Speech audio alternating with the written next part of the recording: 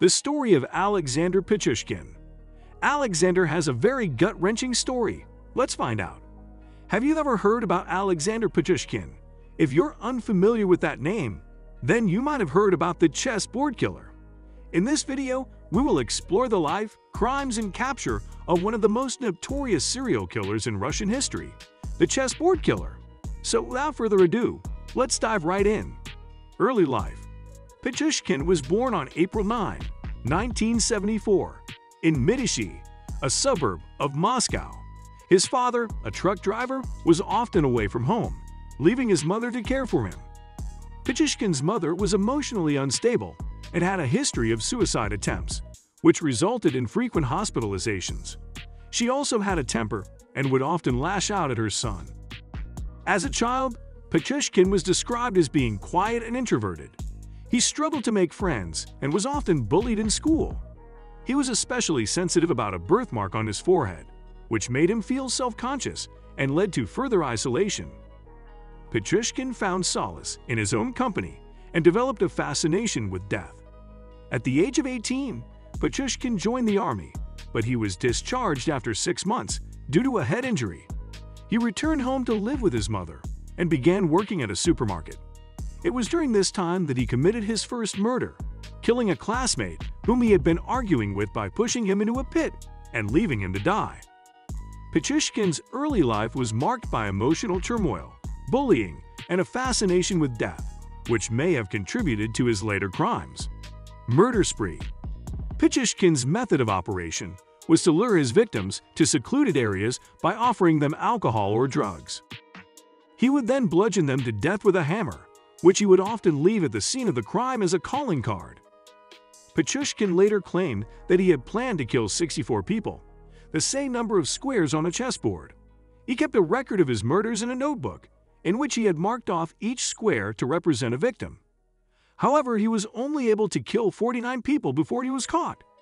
Many of Pichushkin's victims were found in parks or other secluded areas of Moscow, where they had been sleeping rough. Pichushkin targeted homeless men because he believed that they would not be missed by society and that their deaths would not attract much attention from the police. How he was caught and convicted. Pichushkin's killing spree came to an end in 2006 when he was caught after a homeless man he had tried to kill survived and reported him to the police. The investigation revealed the extent of Pichushkin's crimes, and he was convicted of 48 murders and sentenced to life in prison, without the possibility of parole. Pichushkin's murder spree was marked by a senseless and brutal violence that shocked the people of Moscow and made him one of Russia's most notorious serial killers. The investigation and capture of Alexander Pichushkin began in 2005, after the body of a victim was found in Bitsevsky Park in Moscow. The police launched a major investigation into the murders, and they soon discovered that Pichushkin was a prime suspect. He had been seen with several of the victims before their deaths, and his DNA was found on some of the murder weapons.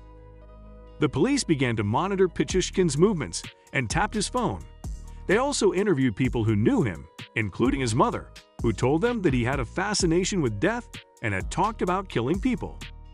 In June 2006, a homeless man named Mikhail Stepashkin was found with severe head injuries in a park.